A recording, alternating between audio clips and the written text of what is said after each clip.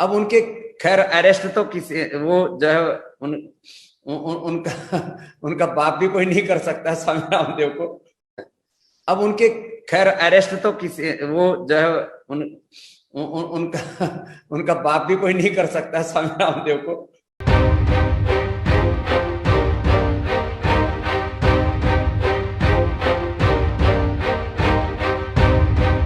नमस्कार दोस्तों, लोकतंत्र प्रेस में आप सभी का एक बार फिर से बहुत बहुत स्वागत है। और जैसा कि आप जानते हैं कि बाबा रामदेव जो कहने को तो बाबा हैं या अपने आप को योगी लिखते हैं, लेकिन उनका इन बातों से जरा भी कोई संबंध नहीं है।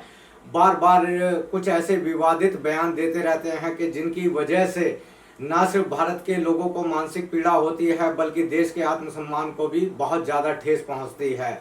अभी उन्होंने हाल ही में देश के डॉक्टर्स के ऊपर, कोरोना वॉरियर्स के ऊपर उन्होंने जो एक बयान दिया है, जिसकी वजह से जो पूरी मेडिकल फ्रेटर्निटी है वो काफ़ी हताहत हुई है और अब उनके ऊपर एक केस करने की भी तैयारी हो रही है।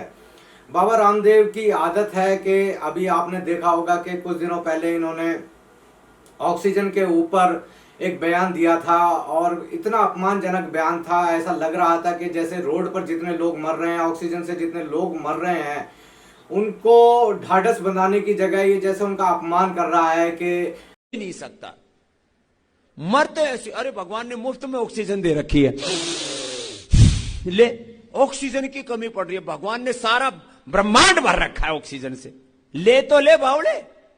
बाहर सिलेंडर ढूंढ रहे हैं तो अपने भीतर 2 सिलेंडर लगा रखे, ये सिलेंडर है, भर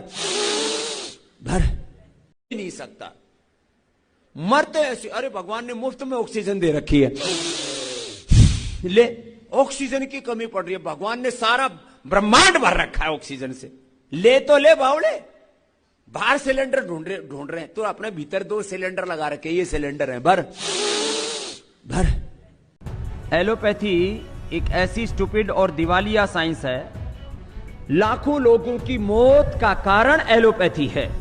एलोपैथी एक ऐसी स्टूपिड और दिवालिया साइंस है, लाखों लोगों की मौत का कारण एलोपैथी है। और इसी वजह से अब जब इंडियन मेडिकल एसोसिएशन ने उन पर दिल्ली पुलिस में एक शिकायत की है, तो इस पर भी उनका एक बयान है। वो कहते हैं कि किसी का बाप भी उनको गिरफ्तार नहीं कर सकता है।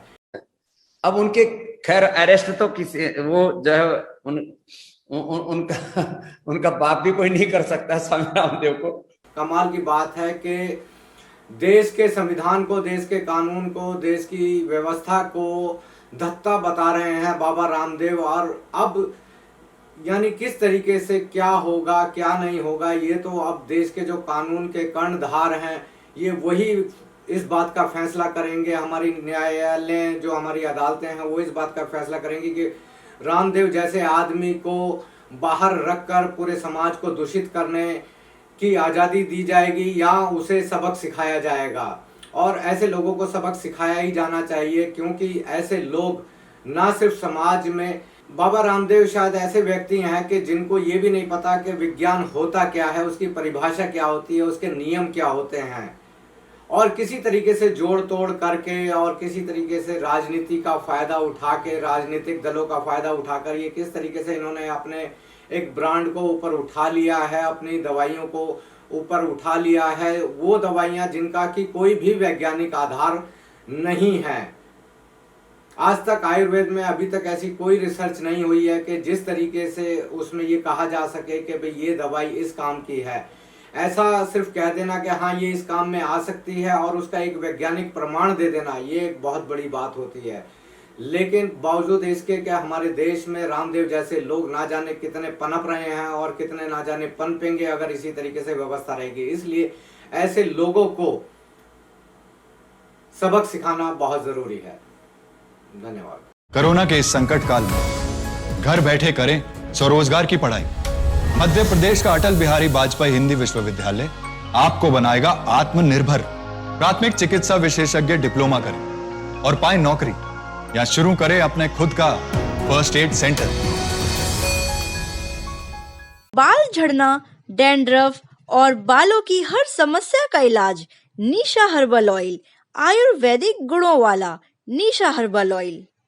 गौपथ स्मार्ट मेमोरी आयुर्वेदिक सिरप इस सिरप से दिमाग और याददाश्त के विकास के लिए IGF-2 और DHA की कमी एकदम खत्म हो जाती है। My memory is smart memory.